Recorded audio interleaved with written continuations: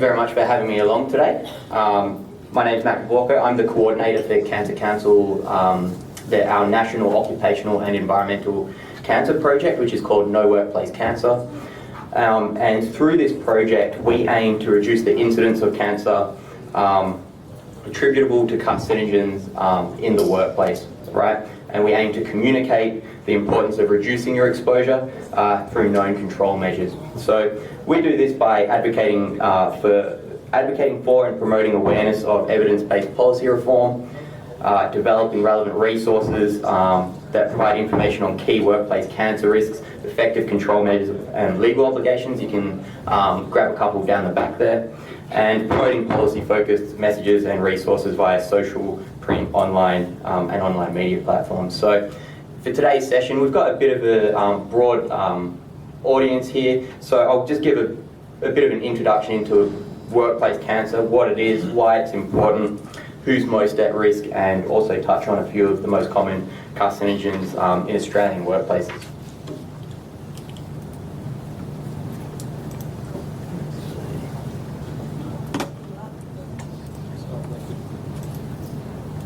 Oh, we can do it this way. There we go. In the spirit of deepening relationships, I would like to acknowledge the traditional custodians and owners of the land, the Whadjuk people from the Noongar Nation, and recognise their continuing connection to land, waters and community. I also pay my respect to their elders and extend that respect to all Aboriginal peoples living and working in this area. So, firstly, what is workplace cancer and why is it important?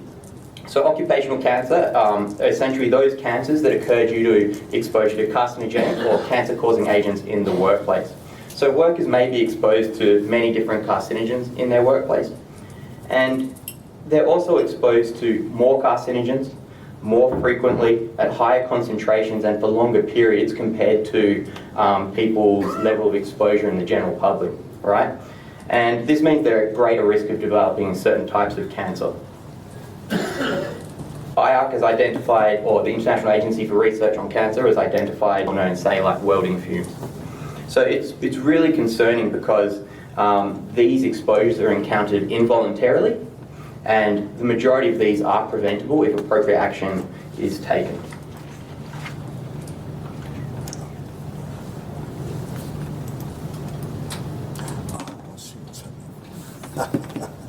You're hitting my buttons. Oh, is that the... So just hit it once. You should be able to just do a click. Go on there again. To do that. Actually, I'll tell you what, just get... Do you want it? Yeah, I'll give you a nod. Yeah, do it that way. We'll do that. We'll do it that way. Right, sorry. Sorry. No, that's all right. I can continue. So in terms of the numbers, right, so we're looking, occupational cancer is by far the biggest cause of workplace deaths in Australia. And globally, in 2016, there was an estimated 349,000 deaths attributable to cancer caused by exposure to carcinogens at work, right? So that's about 4% of the total cancer burden. In Australia, it was estimated, in 2012, it was estimated that about 3.6 million Australian workers were exposed to at least one carcinogen in the workplace. So that's the same as 2 in every 5 workers being exposed to at least one carcinogen. So over half of men and nearly a quarter of women are exposed to at least one carcinogen in the workplace every year. So that contributes to around 5,000 new cases of cancer every year here in Australia. And that's about 6.5% of the total cancer burden. And that differs for men and women, so it's about 10 or close to 11% of cancers in men are attributable to that occupational exposure, and just over 2% for women. Next page. Yeah. It's quite a challenging area because the carcinogen can be just one component or one ingredient of a product. It can be the result of a certain process that generates a carcinogen. It's influenced by a range of different factors, you know, when you're using it, how often, where, the state of the product, and that sort of thing. And the other aspect is the cancer latency. So that's the time of exposure to when the cancer actually develops. And we can talk, that can be decades, right? So if we look at mesothelioma, time from first exposure to asbestos through to diagnosis of mesothelioma, that can be up to 40 years, right? And that adds its own difficulty, because this means that sometimes we do not think there's a risk because there's no instant impact on our health. There's no irritation to the eyes. There might not be any skin reactions. There may not be difficulty breathing. So it can lack that immediacy, and therefore it can be forgotten quite easily. So the other aspect, and given that, it can be really hard to pinpoint when that exposure occurred. And lastly, the other thing is that some people may believe that the occupational health and safety regulations are adequate to protect us against exposure to occupational carcinogens. Some may think that occupational cancer is a thing of the past, or that it's rare, or it's attributable to some weird, unusual job that doesn't relate to us, but that's certainly not the case. So carcinogenic exposures in the workplace, they can include a wide range of different industrial products, different chemicals, dusts, metals, such as asbestos and diesel engine exhaust, for instance. It can be different forms of radiation, so think ultraviolet, so solar ultraviolet radiation, or the UV radiation coming off the welding arc. It can also be ionizing radiation. It can be entire professions or industries can be classified as carcinogenic. So very recently there was firefighting. So on the 1st of July, IARC announced that firefighting is now classified as a Group 1 carcinogen, linked to mesothelioma and bladder cancer. And it can also be linked to patterns of behaviour that interrupt our body's rhythms, right? So shift working, for instance, is Group 2A, or a probable carcinogen. And just up here, we have a few of the common ones that we can be exposed to in Australia, and I'll touch on a few of these as we go. So just in terms of workers at risk, occupational groups where exposure is greatest include farmers. There was, I don't know, Darren and Sally, they touched on the agricultural industry a little bit. So farmers, they're also exposed to carcinogens at quite high rates. We've got heavy transport operators, miners, carpenters, metal workers, mechanics, particularly diesel mechanics, as well as transport workers. So, of course, if your occupation isn't listed, it doesn't necessarily mean that you're not at risk. And a comparison of exposures reported for men compared to women has showed that a much higher proportion of men are exposed to carcinogens at work. And this is particularly true if they hold a trade and if they're operating in regional areas. And this is then reflected in the cancer statistics, where about 80%, or 8 in 10 people who die from cancers caused by workplace exposure to carcinogens are men. And this issue is not going away. This is just a snippet of a few articles from the last couple of months, right? And they touch on asbestos in schools, which is currently happening over in Sydney. We've got the announcement by the World Health Organization about firefighting officially being a cancer-causing profession. We've also touched on silica a fair bit today, and I'll get into that in a moment, where we're calling for a ban on engineered stone bench tops, and a Curtin University study that was released a couple of months ago predicts how many lung cancers are going to arise from silica dust exposure, which I'll also touch on in a sec. So let's take a bit of a closer look. And so I'll just go through a few of the common workplace carcinogens. So I'd also like to acknowledge the online participant who got in nice and early and wanted me to talk about silica dust. So feel free to pop any more questions in Slido, and hopefully I'll be able to address them at the end. This is one of our priority carcinogens. So crystalline silica, it's a naturally occurring mineral found in a range of construction materials: stone, rock, gravel and clay, as well as concrete, tiles, artificial and natural stone bench tops, and some plastic materials. And it's the artificial stone bench tops that can have a very high percentage of silica. They can contain upwards of 95 to about 98% of silica. And when these silica-containing materials are worked on, it can generate a fine dust, and that dust itself is referred to as respirable crystalline silica, or silica dust. And breathing in this dust can cause irreversible damage to your lungs, and it may result in several different lung diseases. So silicosis, right, which is the inflammation and scarring of the lungs, that's irreversible. There's no cure for it either. And with this engineered stone industry and what's happened with this epidemic of silicosis cases, we found that silicosis used to be diagnosed in much older workers, people who'd been working in the mine, say, for 40 years and had long-term exposure. But at the moment, we're seeing people in their 20s and 30s being diagnosed with silicosis due to unsafe work practices and just the sheer amount of silica dust that's generated when fabricating and installing these benches. So it can cause that, and then also it can cause lung cancer. It's a group 1 carcinogen. So it's estimated to cause about 230 people to develop lung cancer every year in Australia. And recently, Curtin University, so Dr. Renee Carey and Professor Lynn Fritchie, they did a study commissioned by the ACTU, and they estimated the number of future lung cancers that we're going to see based on current workplace exposure to silica dust. And that's where they came up with the figure 10,000 lung cancers are estimated to occur just from the exposure that occurred in 2016. So they used a lifetime risk approach to look at the whole spectrum of when these workers are exposed and estimated the number of lung cancers that are going to occur in that population. And there's also a ratio between the number of lung cancers and what we're going to see with silicosis. So for every 1 lung cancer, you're going to see about 8 to 10 cases of silicosis. So their study estimated that we're going to see about 80 to 100,000 cases of silicosis related to silica dust exposure, which is it's just very alarming, and that's why it's one of our priority carcinogens. We're doing a lot of work in the policy and advocacy space, trying to raise awareness of it. I'll try and talk about it every opportunity I can, so hence why it's a bit of a key point here.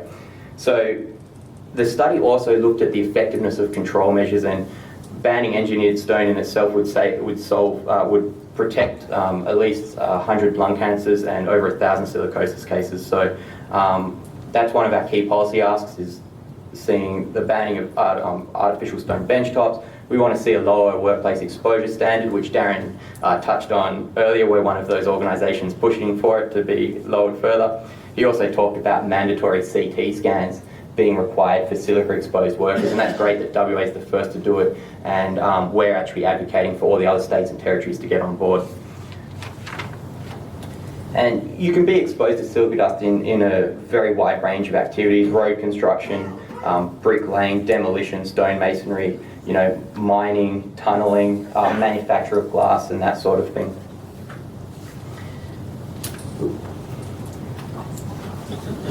You take on. I'll talk at this slide. I'll take a shitty photo. Yeah. So we ran a silica dust awareness campaign last year, which was funded by the Australian Institute of Occupational Hygienists Foundation, to really raise awareness of the health risks of silica dust exposure and then promote some of the control measures that can be used.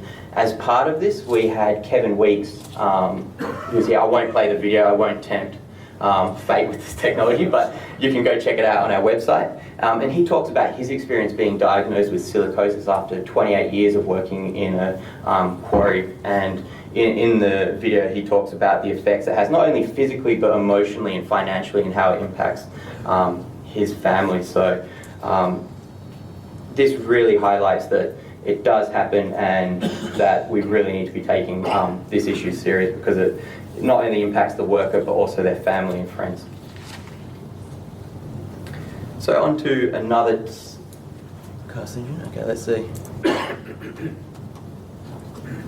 I'll leave it for now. But diesel engine exhaust. So this one is, diesel engine exhaust is a mixture of gases and soot or particulate matter that's created by burning diesel fuels. And then carcinogens can stick to this soot. And these soot particles, they're small enough to penetrate deep into your lungs, where they can cause lung cancer, and they can also cause bladder cancer. So about 130 lung cancer cases each year can be attributed to diesel engine exhaust exposure. And this is another one of our priority areas, because it's the second most common carcinogen that workers are exposed to in Australia. So about 1.2 million workers are exposed. So that's about 37% of the male working population, and around 6% of the female working population.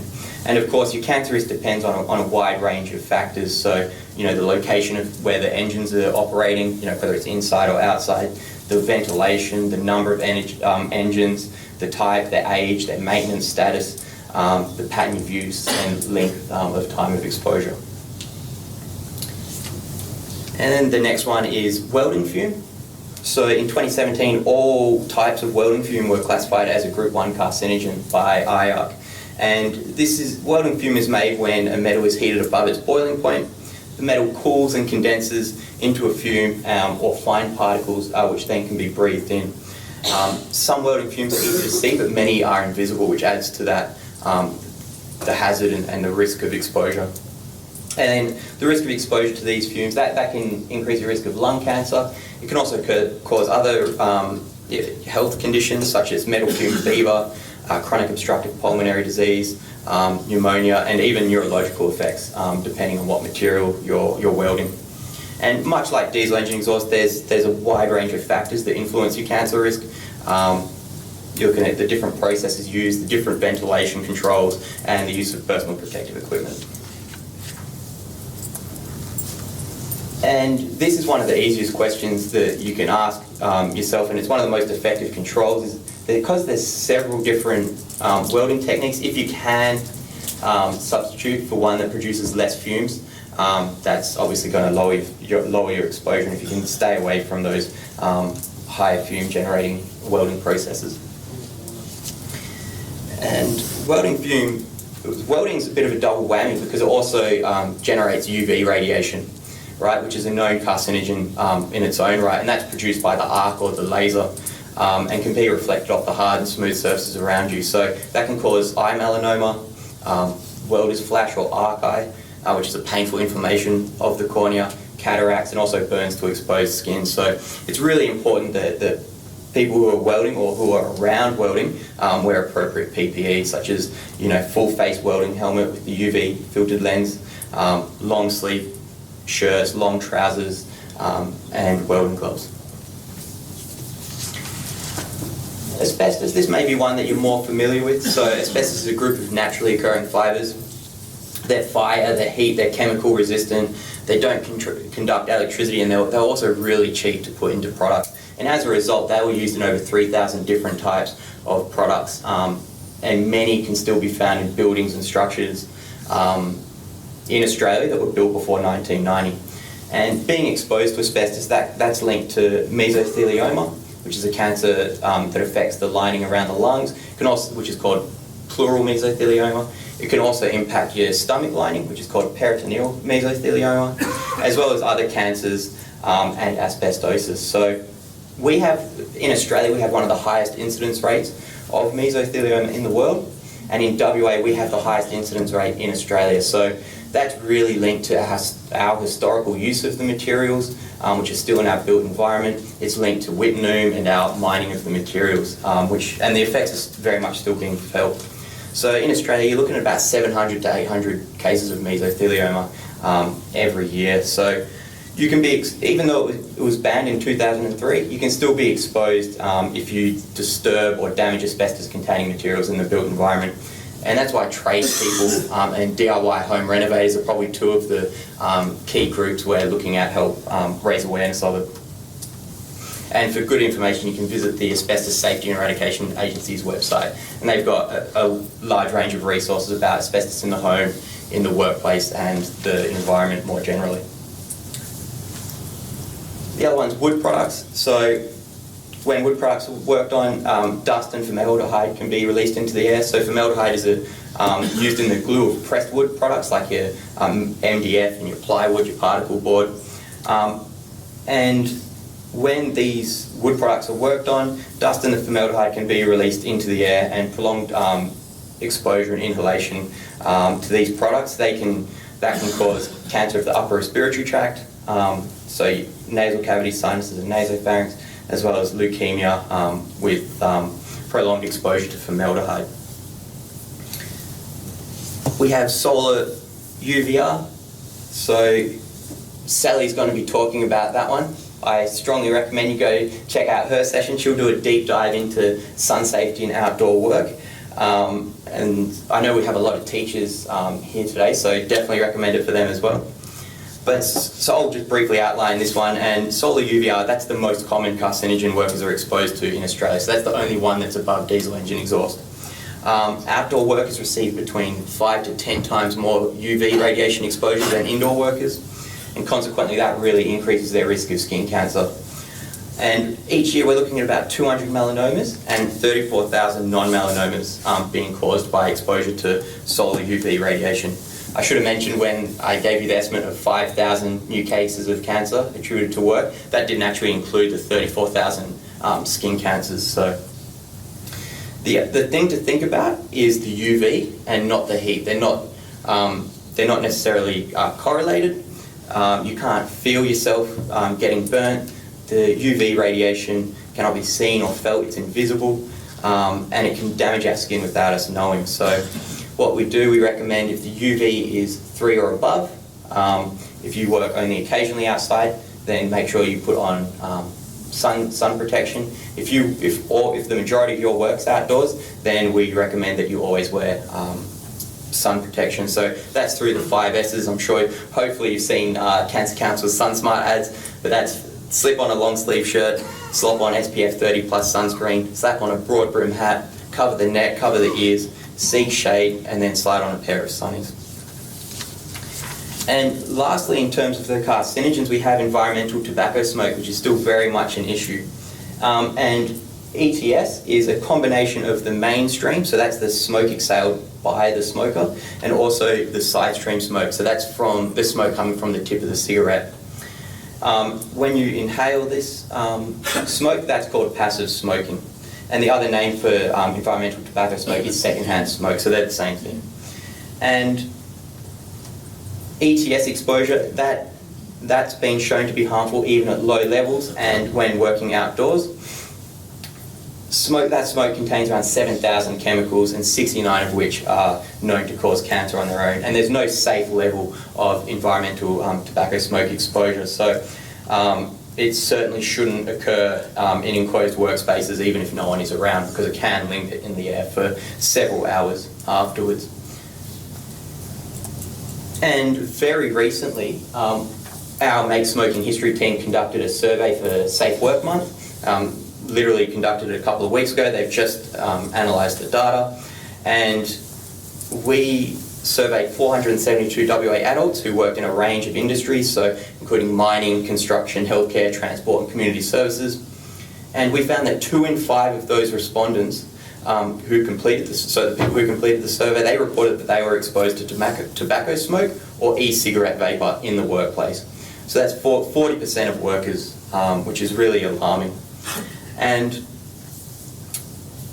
we've pulled out a few quotes because there were some open-ended questions. So one of the questions was, please describe where at this workplace you're exposed to tobacco smoke. And someone responded that outside, around mining campsites, around bus stops and car and heavy vehicle parking areas, people don't care. Particularly vaping fumes, they go everywhere. And this is from a non-smoker, a non-vapor, and someone in the mining industry.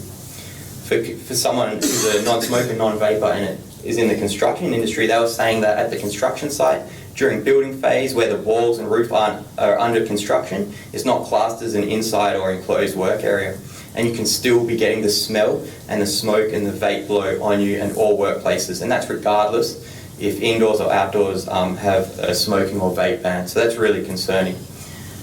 And then a couple of the other quotes were, do you have any thoughts or concerns about being exposed to tobacco smoke in your workplace? And someone said, as a non-smoker, I'm concerned for my health being exposed to secondhand smoke. Don't feel comfortable asking people not to smoke while I'm attempting to enjoy my meal. And generally, they receive abusive comments when my concerns are raised. And that's someone from the mining industry as well. And then lastly, someone in community services said, I don't want to be exposed to tobacco smoke, which is fair enough. And I often have no choice. So I have cancer already and feel very anxious about having no control over my exposure to more carcinogens. So these are just a couple that we picked out, and it's really highlights that more needs to be done in this space. So we're currently finalising the results. We're planning a media release highlighting these, so keep an eye out for these headlines. In terms of what you can do, the good news is that with a lot of these cancers, they're largely preventable through regulation and control of exposures. So in terms of your legal responsibilities, I won't go over this too much because Sally and Darren spoke to this morning, but in a nutshell, employers have a legal responsibility to provide a safe place to work. Likewise, workers working with carcinogens need to take responsibility for their future health and protect themselves.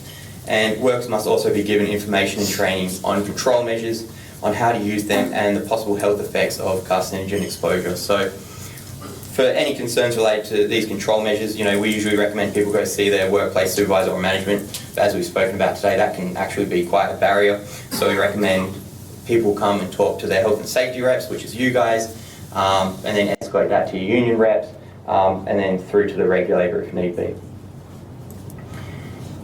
And the main one here is in terms of protecting yourself. So eliminate or reduce your exposure to hazards by following the risk management process and using the hierarchy of controls which we have up on the screen here. And this shows the level of health and safety protection, like ranked lowest to highest. It also has the reliability of control measures, right, with the best ones being at the top. So when we're looking at protecting ourselves, we really want to be looking at that higher order of controls. If we give some examples here, so eliminate, if we're talking about diesel engine exhaust, replacing diesel-powered engines with electric vehicles is a start. For substitution, find an alternative, so replace high silica content materials with ones that are silica-free or have a lower silica content. We have isolation, so separate welding activities from other jobs. Where possible, automate welding activities. For engineering controls, that's things like local exhaust ventilation, using water suppression on tools to reduce dust. We have, then it goes down to administrative controls. That's your warning signs, restricting access, rotating staff to limit the time that they're exposed, and locating certain activities outside. And then lastly, we have PPE. So that's your full face welding helmet, your respiratory protective equipment, sunscreen and boots and things like that. So PPE shouldn't be the first thing to go to. We need to use that in combination with these other orders of control to really protect yourselves and the workers best we can. So workers should always be involved in this process to correctly identify the hazards and the control measures for the task, and it's an effective way to be involved in reducing your own cancer risk at work. We have, and lastly we have... Sorry, it No, you're skipped. Where am I going? That's all right. The last slide is just a plug for the program, so the No Workplace Cancer Program. We've got it's a national program, so all our resources are up on the Cancer Council Australia website. We have a dedicated webpage for each of the carcinogens I spoke to briefly today. We have downloadable fact sheets for each one of those. We have posters, a couple are at the back there as well, pocket cards, videos, which really aim to raise awareness of the workplace carcinogens, help to identify the control measures that you guys can use and implement to really reduce your cancer risk at work. So these will continue to be updated and expanded, so please check in from time to time. And that's it from me today. So thank you very much for listening.